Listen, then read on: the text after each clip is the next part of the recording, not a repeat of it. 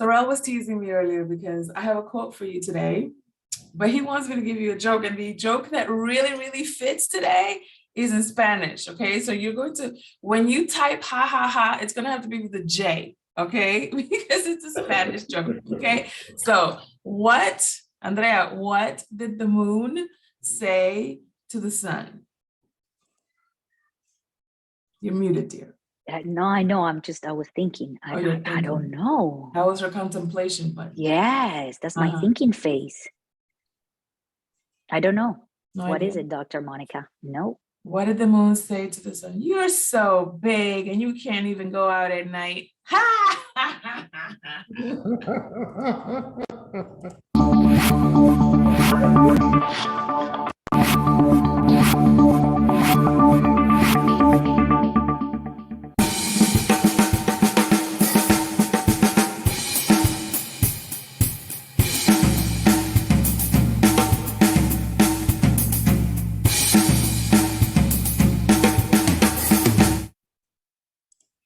Man, that gets me really like, I should come back with my drum lessons.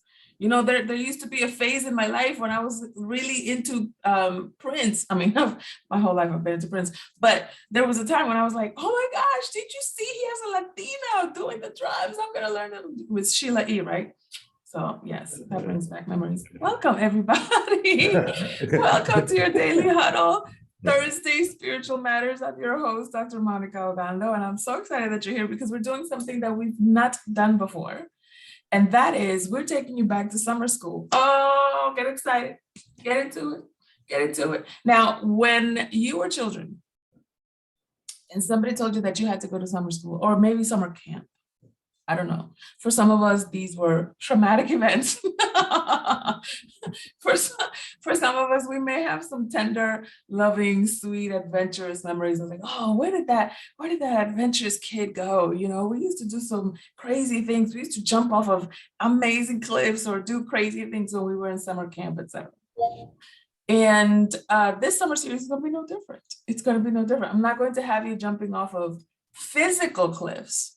I'm not going to have you put on really daring bathing suits. That's up to you and your therapist, honey. I don't have nothing to do with it. But I am going to have you taking some risks. I am going to have you doing some challenging things. I am going to have you reading some stuff. I'm going to be recommending some reading sources as well. Articles, books, etc., etc. I'm even somebody give me some pearls so I can clutch them. I'm even going to give you some homework. Yeah. It's gonna be the summer camp for the ages, the Daily Huddle Summer Camp. Introduction. Today's the introduction to our summer series. And here's what the theme is gonna be, because you know how I love checking assumptions, right? Right? So the theme for our summer series is going to be about challenging and looking at the places where your spirituality grows that you don't think that's where your spirituality grows. Oh my goodness.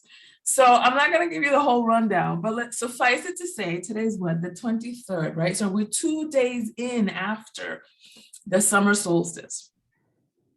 2 days in after the summer solstice. If you're on my email list, I don't really do a lot of social media, but my email list and I are like, we're tight. And one of the things that I was sharing to my email list is that human beings have celebrated the solstices and the equinoxes, but that's another sermon for another Sunday. But we've celebrated the equinoxes for ages, since time immemorial. Now, if you know anything about geography or topography or any of the natural sciences, then you know that the solstices are known for one of two things. Summer solstice, because the sun is at its highest. Winter solstice, because the sun is at its lowest, right? It's a position of the sun. Whereas the equinoxes, fall equinox, spring equinox, it's called an equinox because the earth is equally distant, or the sun is equally distant from both of the poles. right? And so the spring equinox is when the sun is starting to get stronger leading up to the summer solstice. And the fall equinox is when the sun is starting to get weaker leading up to the winter solstice. Are you with me? You got your little quadrant of the poles and the earth and the equator and all of that, right? Okay. What does this have to do with your spirituality? Pray tell. I'm sure you're asking. And here's where we start checking our assumptions. Because for 90%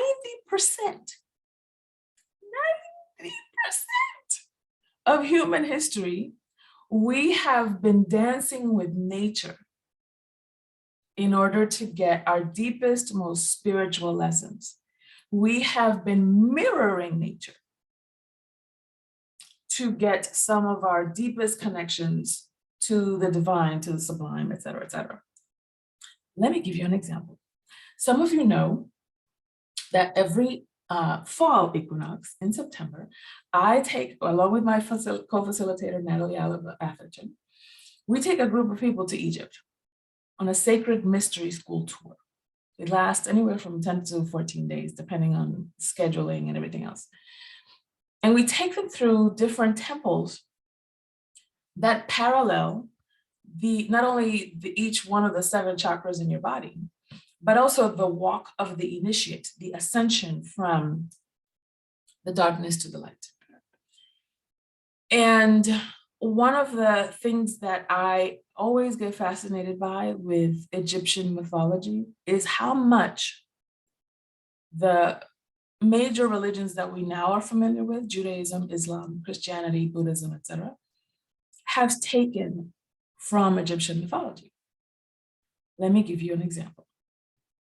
In ancient Egyptian mythology, the soul, the name for soul was Ba, B-A, okay, Ba. And the name for the heart was Ab, A-B. So the opposite, right? A-B, heart, B-A, soul. And it was thought that the soul resided in the heart, which is why we get a lot of references about, out of the heart of men, so do they speak, et cetera, et cetera. A lot of heart references when they're really just conflating it with the soul. Again, another sermon for another Sunday. However, the reason why the Egyptians called the heart and the soul Abba, and later on the word Abba became father because it is the beginning of your consciousness. Come with me, I'm taking you on a trip. Is because of the beating of the heart. Abba, Abba, Abba, Abba. They didn't make that up, they just listened. They just listened. What is the world telling us? What is nature telling us? Because God doesn't, in ancient Egyptian mythology, God wasn't a mystery. You just had to walk around the earth and there you see God, which is why one of my favorite things to say, and the name of one of my companies is called Be and See Only God. Once again, another sermon, another Sunday. But the reason why we're doing this introduction to summer series is because I want you to walk away from this summer period an amplified version of who you authentically are. And here's what I mean by that. If you notice summers in this culture are used to go on vacations, to unplug. The children are home from school and you're trying to figure out what to keep them busy with so they don't kill each other or you them, right? And it's usually the time when things are kind of like on the downhill before the fiscal year ends, and then you have to start all over again. And then you get like a jolt of energy around September and it culminates super, super busy around the holidays. Have you noticed this? Okay. Nature's not doing that. Nature's doing exactly the opposite. If you notice, once after spring, things got busy in nature. Flowers started blooming, the leaves were starting to come back, the earth was starting to warm up again because the sun was getting higher and higher, stronger and stronger. So we're getting warmer weather, etc. And at the peak, when the summer solstice happened, the sun is at its highest, but that's not the end of summer, that's the beginning of summer, right? And so now when the sun is at its highest, that's when you see really green leaves. That's when the fruits are coming in, right? That's when it's really hot on the planet and rivers are bubbling and the oceans are filling up, and in as much as men doesn't interfere with the environment, the fish are procreating, et cetera, et cetera. It's a really busy time in the summer for nature. And once the fall equinox happens, and now the sun is equidistant from the North and the South Pole, and it starts its descent to winter, that's when we start seeing in nature that it's not as busy. It's like nature is wrapping up. It's like, okay, we did our thing, summer's over, the picnic's over, everybody take your folding chairs, put them away. We're going to go in for the season, right? So when we're getting our busiest, summer is releasing so that it can be quiet. And it culminates in the winter solstice. And when you're busy and gorging yourself with stimuli and Christmas movies and gifting and holiday parties and shopping and stressing and trying to catch deals, and you're just all over the place, winter and nature saying, I'm gonna sit right here and be quiet. I'm going to just right here and be quiet. So we're going to take a chapter off of the ease of nature. And this summer, we're going to get busy checking our assumptions and seeing where you can find your spirituality in the places where you've not been looking. I promise you, once you start looking in the places where you haven't been looking, you're going to surprise yourself with your own level of courage, with your own level of vulnerability, but more importantly, with your own level of power and resilience. Just like the sun, it is unrelenting. And if you leave something long enough in the sun, at first it'll get toasty and then it'll get burnt. So when we start putting some light on some of the pieces where you haven't been looking, we're just going to put enough light on it where it can be seen and witnessed and celebrated. Just like when you come out and everybody's talking in January, everybody's talking about, this is when you get your summer body, right? In the winter, that's when you get your summer body, so that when the summer is here, you're like, yay, look at me, no more cellulite. So we're gonna shed some light on some of the places where you've not been looking for your spirituality, so that you can leverage them as the tools, as the strengths, as the advantages that they are. So I'm not going to give you the whole summer curriculum, but I am going to tell you, I'm going to say the next three that we're going to talk about. That'll take us through the next month or so. We're going to be looking at food, your money, and your body. Your food, your money, and your body. Stacy says, "Oh, I've been doing it wrong. So bikini season isn't this winter?" Bikini season is every season, honey, if you ask me. But a lot of people build their bikini bodies in the winter. Again, you do it how you want to. So if I had to put a piece of paper and pencil in front of you, or a pen, I guess people write with pens, where would you say, just guessing, that one of the unlikely places where you may find your some spiritual grist for your journey, where would you say, well, I wasn't thinking of looking there? Now, I'll give you 3 hints of some of the places that we're going to cover in the series: your food, your body, and your money. But what about you? Tell me some of the places where you think, yeah, I'm not going to find my spirituality here, so that I can hear where your mind is on this. Do you understand what I'm asking? I got it. Okay. You got something?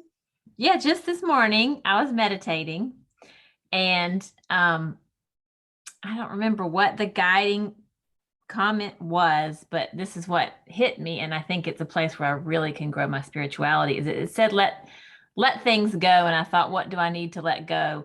And it is a relationship with somebody that is extremely negative and has caused me a lot of heartache. And so I've worked really hard to be compassionate, to be loving, to be accepting. And I'm still hurt by this person. So I think somewhere in there, my spirituality has an opportunity to grow. If that's what you're asking, that's what's coming up for me. Okay, got it. So a lot of times we think our spirituality can grow with people who we like, or who treat us well, or who we have affinity with, or who we're on the same path, et cetera, et cetera. And it's sometimes hard to find our spirituality in the places where we feel that we are mistreated, or that we no longer have anything in common, or that we're not seeing eye to eye, or we miscommunicate, or we treat each other unwell, et cetera, et cetera. Yeah, I totally get that. I can totally see it. Yeah, thanks for sharing, Tara. Who else? Oh, Sorrel. Oh no, here's Stacy. Who's going first? Somebody go first. Let Stacy go first. Okay, Stacy, come on. Okay. Hello, everyone. I am on the bus on my way to the gym, so I hope you can hear me clearly. Yes. I will say that I did not expect my spiritual life to advance through my ex-wife, through reconnecting with my ex-wife. I actually rejected and denied myself spiritual growth because I was holding on to the pain of the past. And literally by reconnecting with her, I had to address my unaddressed pain, my ignored pain, but also I had to learn how to forgive her and forgive myself in order for me to spiritually grow. And that is the last person on this planet I actually expected to spiritually grow through. This has been a very humbling 50th year of my life. But that is where I'm finding myself. Like I said, it's a lot of vulnerability, a lot of literally living in the moment and just being like, okay, in order for me to get to this next level, I have to let go of the pain of the past and reconnect with someone that I did not expect to ever reconnect with. And it's been a wonderful spiritual growth so far, but it's humbling and it's very, very uncomfortable. Thank you so much for sharing that, Stacy. Isn't that amazing? It is uncomfortable, yes. And sometimes we think because it is uncomfortable, I'm not going to do it. And you're saying because it is uncomfortable, I'm going to dive in. And that's where we find our deepest lessons. That's awesome. Sorrel, you had something? Yes, my mother is always praying for me. And I call mommy my prayer warrior, right? But in addition to praying for me, my mother desperately wants to convert me somehow. Yes. And I've never related to having conversations with my mother about what's really near and dear to her in terms of her spirituality would be access to my spirituality. Like this conversation is challenging me to not dismiss my mother's conversations with me about spirituality as if, it's like, you're not having this conversation with me the way I want to have it. Right. And so, yeah, conversations with my mother and exploring what it would be like to see spirituality from her point of view. Yeah. That's fantastic. Yeah, thank you so much. So what I hear you saying is you can find where your spirituality can grow is also by looking at the ways that somebody else looks at their own spirituality. Yeah. Good stuff. Thank you. Who's ride 3? Is that Cece? Because she's always riding a bike or a treadmill or something. Who's ride 3? Yes, this is I Cece. guessed it! Yay! How are you doing? Wonderful. Wonderful. Actually, I'm getting something out of this conversation, especially the last share with Sherelle. My parents are 80 years old, and they're not doing well. physically, and they are just cleaving to each other.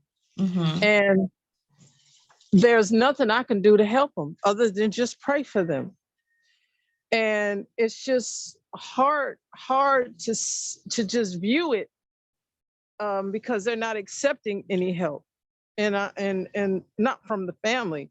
They're just clinging to each other. So I just learned to trust God, because God has the ultimate say as to who stays and who goes. Mm-hmm. So just one day at a time. They're both still here, I thank God. Mm-hmm. And it's me letting go of wanting to go drive to Texas and say, hey, I can help you guys. And if they wanted my help, they would call. Mm-hmm. Because they're not what do we call it, insane. I mean, they're still literate. They have their wits about them.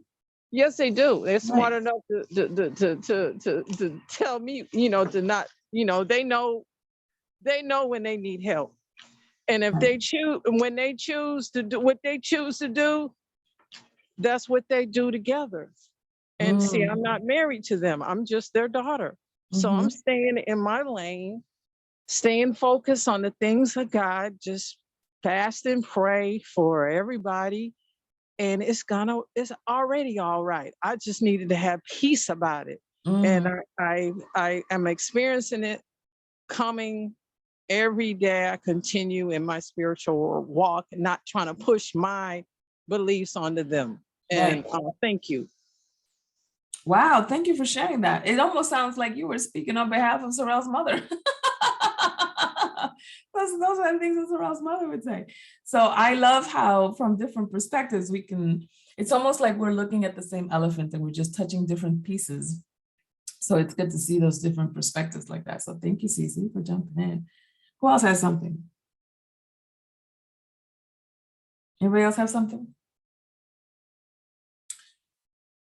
There's something that's there, and I hate jumping to this conclusion, right? It's like, oh my God, I can find my spirituality in anything and everything.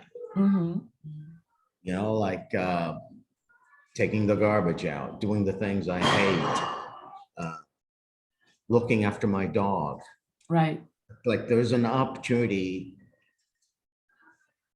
You talked about the body. It's like I could listen to my body. If there's joy there's an opportunity to look for spirituality. If there's sadness there's an opportunity to sink my teeth into that and look for spirituality. If there's anger, resentment, you name it, it's as if the body is telling me something all the time. All the time. And I'm dismissing everything it's telling me all the time because I'm the master. I'll work out whenever I feel like it. I'll eat whatever I want, and I'll go to sleep whenever I like. And I'll pray and meditate whenever it works. Whenever it's convenient, whenever I have some time. Yeah. Yes. Oh, if I had some confetti, I'd be like, somebody's won, everybody. What? I can see my spirituality everywhere. Well, that's it. You can just go home. We don't need a summer series now. That's why I didn't want to say it. So listen, here's the thing, especially about the point you made about the body, right? And that is that, yes, it is true that you have a body, you are not your body. And yes, it is true that it doesn't run the show necessarily, but it's kind of like the court jester. In the olden days, you had to be very careful about the things that you said to the king, because whatever you said to the king, if he didn't like it, he could get your head chopped off. But the court jester could get away with saying some things that the king may not like to hear, but needed to hear in order to run his kingdom properly. And the body's kind of like the court jester. Right? And it's kind of like, oh, okay, you think you bad, but look at what's happening with your knee. What are we going to do about your lack of flexibility? Ow, oh, you think you bad, but you're about your blood pressure's through the roof. What are we going to do about your anger? And so every piece of information that your body is giving you points to, listen carefully, every piece of information that your body is giving you points to a spiritual lesson you've been ignoring. You think it's a physical symptom.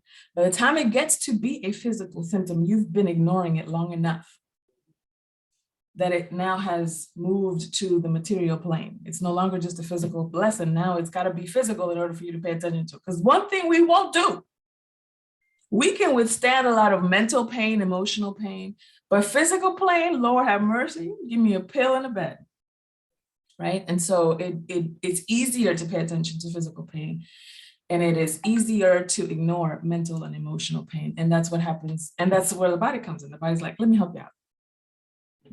Let me help you out, consciousness. He's not paying attention to you. Let me give him a knee situation. Let me give him a heart situation. You know what I mean? So I like that you brought that up, Sorrel, because you're right. We can see spiritual lessons everywhere. And just like nature is also giving us a microcosm of the macrocosm of spiritual lessons, it brings me back to the etymology of the word universe. Stacy says, ooh, y'all telling all my business. That's why he's on the bus to the gym now. He's like, I gotta handle this. I gotta handle this right now. The word universe, if you really look at it and break down the etymology of it, uni means one, right? For those of you who know Romance languages, verse means word. So, or song, right? Because a song is made up of different verses.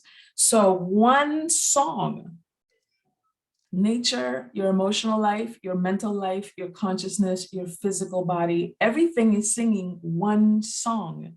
They're not disparate places that you look and have different messages. They're all saying the same thing. And in as much as you can see the patterns in these disparate places, then you can really equip yourself with some wisdom and some tools to be able to move your life and your impact forward. So I'm excited. Who's excited about a summer camp here in the Daily Huddle? Woo-hoo-hoo. You guys, Stacy, you thought I was in your Kool-Aid now, brother. You better stretch when you go to the gym, Lord have mercy. You're gonna need some flexibility to have these kinds of conversations. So I appreciate you all for being here. I appreciate your questions. I want you, by the way, when you go to the Facebook page, and you see our posts in there, leave your questions and your comments, especially the pieces that you don't see very clear, like how my webcam just went blurry right now, or the things that you have questions about, the things that trigger you and bother you and that you haven't quite reconciled, especially those.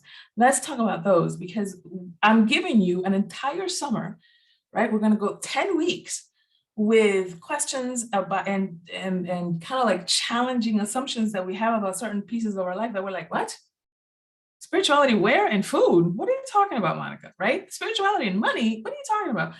I got more. And there's a 99% chance, mark my words, I know I smile and giggle a lot, but there's a 99% chance that something I say or ask you is gonna piss you off. And I personally am looking forward to it, because in the words of Gloria Steinem, the truth will set you free, but it might piss you off first.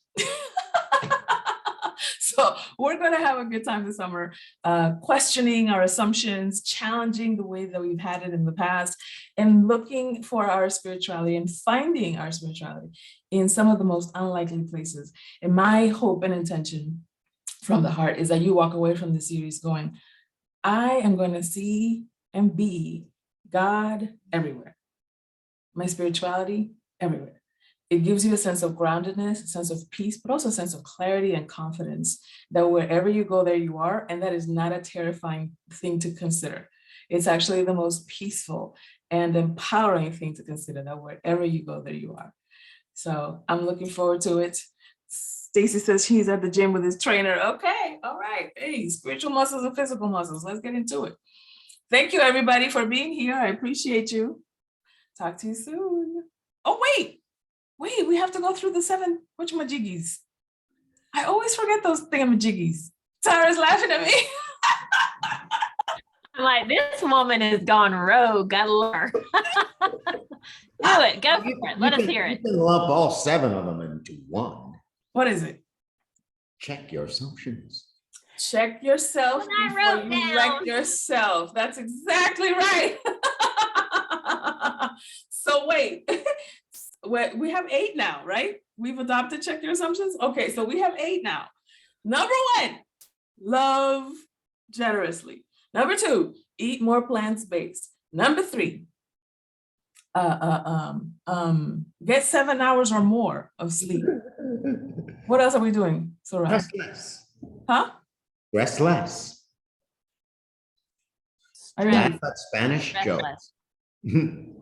okay, and what's the next one? Laugh at Spanish jokes. Laugh at Spanish jokes. With the J. It has to be J-A-J-A, not H-A-H-A. That's English. Okay, and what else? Give, sleep, Yes. And then check your assumptions. what your mama gave you. Oh, move generously. Hey, you guys, I was like last week years old when no, that's not true. I've been knowing this for a minute. But did you know that twerking, you know what twerking is? Oh, look at Andrea's face just popped up. Like, ooh, what you gonna say? That's interesting now. Twerking was an ancient spiritual ritual designed to drum up the Kundalini energy from our root chakra all the way up to our crown chakra, which is why twerking started with shaking your ass, but then it moved into this. I don't know if you've ever seen these African dances where it's like, you know, you're moving your heart chakra a lot. It's always been spiritual. I just wanted to leave you with that little known fact. So the next time that you're shaking your tail feather, just understand you're praising the Lord. I love it. Drop the mic. See you guys next week. I'll never look at That was twerking the same awesome. again. That's right. No, Thanks. Those holy I moves. agree. Thank you, Dr. Monikah.